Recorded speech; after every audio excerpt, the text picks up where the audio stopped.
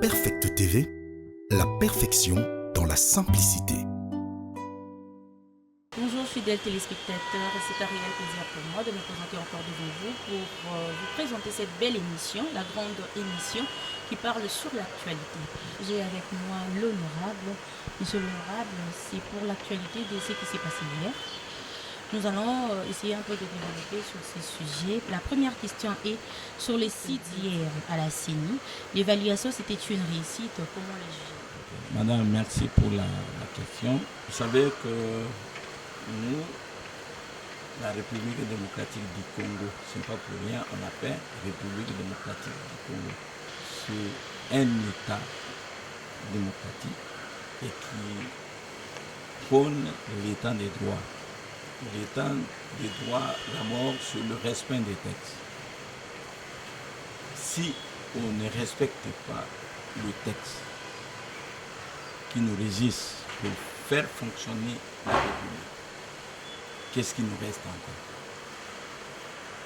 Oui, le sit-in d'hier était bien préparé et les organisateurs, je cite KCC et Mirapo, ont bel et bien respecté la constitution de la République. Ils ont écrit à l'autorité urbaine, le gouvernement de province, pour lui tenir informé que le 22 lundi, nous allons nous mettre devant le siège national de la CENI pour exprimer notre désapprobation à la présente équipe. Contrairement à ce qui disent que le gouverneur n'avait pas pris acte, non, le gouverneur avait pris acte. Parce que le point de divergence était seulement les liés. Quand le gouverneur dit que vous pouvez faire votre sit-in au niveau du stade de Vélodrome, ce qui veut dire qu'il a accepté.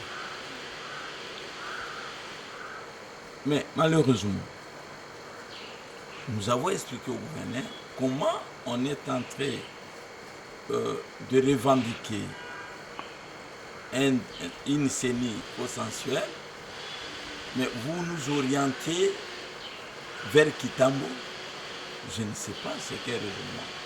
C'est ainsi que nous avons dit. Monsieur le gouverneur, qui était entouré de tous les services de sécurité, nous vous demandons seulement de nous encadrer et de nous sécuriser. Nous allons mener des actions pacifiques. Nous ne voulons pas la violence. Vous avez vu vous-même, vous avez suivi le 13. Il n'y avait ni casse. Nous avons indiqué nos militants à ceux qui veulent s'approprier de ça pour dire que non, voilà la police. Non, c'était que les manifestants étaient disciplinés. Et je reviens à la question d'hier. Dommage.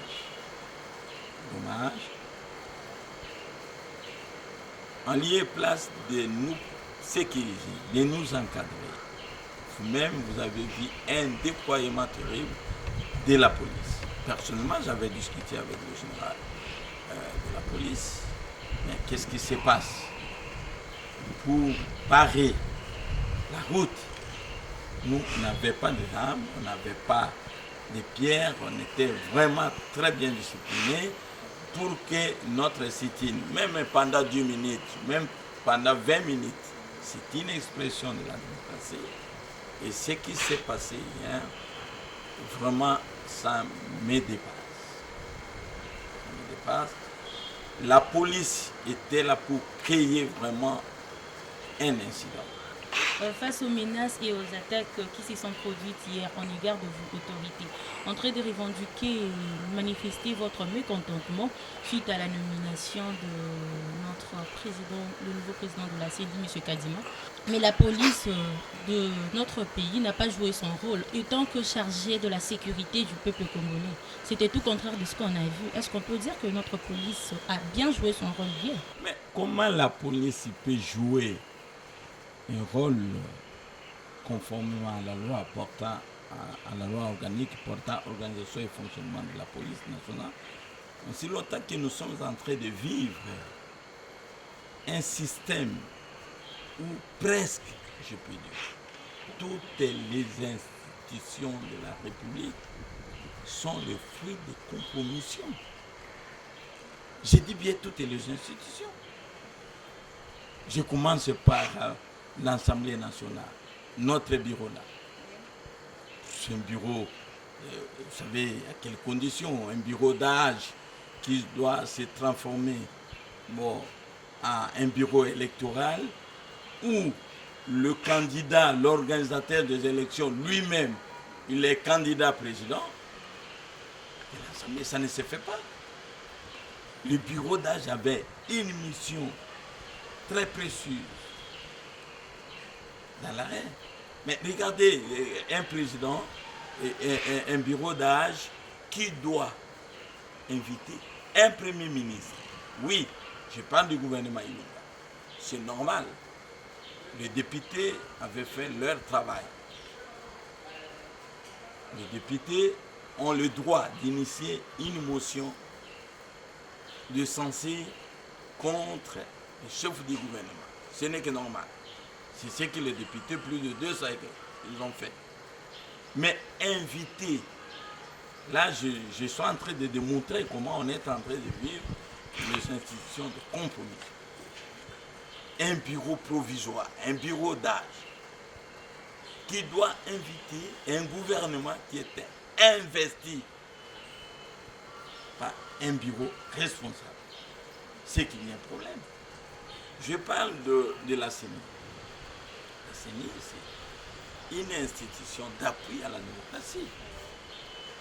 Mais dit depuis à la fin de la désignation, contestation au niveau de confession religieuse. Parce que on dit non, la majorité, mais la majorité doit se dégager s'il y avait un vote. Il n'y avait pas vote, il n'y avait pas consensus. On n'avait même pas organisé le vote. Non, le fait de dire que non, les 6 confessions religieuses sont de l'autre côté, les deux de l'autre. Mais on avait organisé le vote quand? Parce qu'il y a des critères avant d'organiser le vote.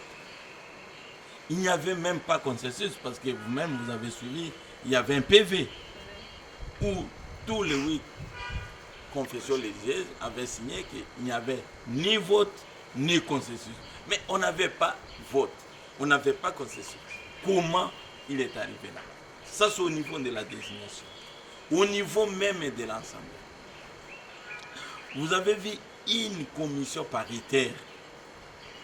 On a institué la commission paritaire avant même le dépôt de PV des composants. On ne nous a même pas informé, voilà, aujourd'hui nous allons constituer une commission paritaire conformément à l'article 12 de la loi organique portant organisation et fonctionnement de la CENI. Voilà, nous avons réussi autant les PV. Le président n'a pas fait cet exercice. Et vous avez vu, si on parle d'une commission paritaire, c'est une commission égalitaire.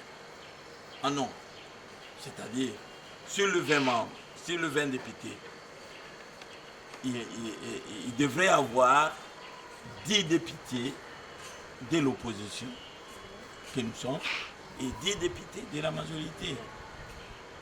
Et c'est ça le vrai sens de la loi. Et vous avez vu que le 10 députés d'une même famille politique de l'Union sacrée, ils se sont refilés à l'hôtel au fleuve Congo Hôtel pendant presque un mois. Avec les 6 confessions religieuses. Est-ce que dans notre loi, on a dit que la commission paritaire doit siéger avec les 6 confessions religieuses? Parce que tous restaient dans le même hôtel. Et donc, vous voyez la façon dont on a traité même cette commission. Et le professeur Mbata, que je respecte beaucoup parce que c'est mon président de la commission PAJ, il va nous citer, il va nous dire que non, Moi, Likinda, j'étais membre de la commission paritaire. C'est une tricherie. C'est une tricherie. Qu'il montre. Parce que s'il y a des réunions chez nous, il y a une liste de présences qui passe, qui met les noms, poste-nom, votre fonction, appartenance politique dans le cas d'espèce et votre signature. Il n'a pas ça. Il a cité le nom de le collègue Bolio. Vous avez suivi Bolio. A porté plainte contre. C'est une tricherie. Il a cité le nom de ma soeur, mon estimé collègue Inagoussi. Une tricherie. Voilà, dans toutes les étapes là, les 2 premières étapes, il y a problème. Le jour même de l'enterrement, vous-même, vous avez suivi, même son directeur du cabinet à fin de matin, mais c'était en direct. Le président a dit que je suis en train d'entériner une commission électorale non indépendante. Il a dit ça ouvertement parce que c'était en direct. Vous avez vu à quelles conditions est-ce qu'on avait entériné, on avait approuvé. Vous avez vu un groupe de gens en train de chahuter, en train de crier, comme si on était, je ne sais pas, le président de la République, chef de l'État. Vraiment, il est le garant du bon fonctionnement des institutions conformément à notre constitution. Nous lui avons, je peux dire même, supplié de ne pas vraiment investir l'équipe Kadima. Oui, c'est vrai, parmi les autres, en tout cas, il faut avouer que le vrai problème, c'est au niveau du président de la CENI, parce que les cas Kadima, c'est vraiment similaire, identique avec le Samarona. La question est pourquoi vous refusez Kadima? Bon, ce n'est pas pourquoi vous refusez Kadima, c'est le peuple qui refuse Kadima.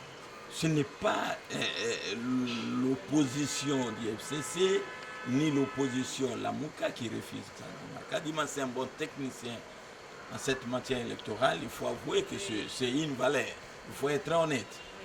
Mais les informations, je peux dire même des renseignements à notre possession, fait état que la probité, l'intégrité de cet homme a été attachée des prières de faux. Il faut le dire. Ce n'est pas moi qui le dis. L'Église catholique et l'Église protestante détiennent des preuves. Et il semblait aussi qu'ils ont montré des audios, même au corps diplomatique. Il semblait qu'ils détiennent des preuves. Des corruptions quand on va chez un serviteur dédié, lui proposer des points de verre. Je n'étais pas là, mais ce sont des renseignements. Ce n'est pas normal. Ce n'est pas normal. Et donc, c'est le peuple qui dit, trop c'est trop, nous voulons cette fois-ci avoir une CENI indépendante. C'est-à-dire, moi, Likinda qui vous parle, c'est la 4e fois que je suis élu. 3 fois élu directement comme député provincial, député national 2 fois, sénateur 1 fois. Nous voulons réellement, si on proclame Likinda et que le peuple se retrouve qu'effectivement ici à Ikela, nous avons voté pour Likinda. C'est ainsi que le peuple dit, si les dirigeants d'hier ou d'aujourd'hui, peut-être, ne tiennent pas compte de nous, peut-être qu'il y a un problème et nous voulons avoir des dirigeants réellement, je dis bien réellement, et surtout au sommet de l'État. Je dis bien. Il ne faut pas qu'il y ait des doutes. Mais comment on peut avoir des présidents dans un même pays et un président qui est constitutionnellement reconnu, c'est-à-dire le président actuel, il est reconnu. Ok? La CENI l'a programmé provisoirement, la Cour constitutionnelle l'a confirmé, il a prêté serment, c'est notre président de la République. Mais vous suivez Fayoulou. Fayoulou dit quoi? Fayoulou dit que c'est lui le vrai président. C'est Fayoulou, ce n'est pas moi.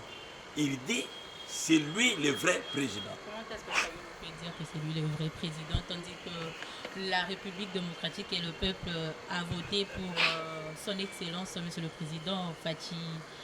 Mais c'est ça le vrai problème. Notre combat, c'est à ce niveau-là. Comment nous pouvons avoir deux présidents dans un même pays?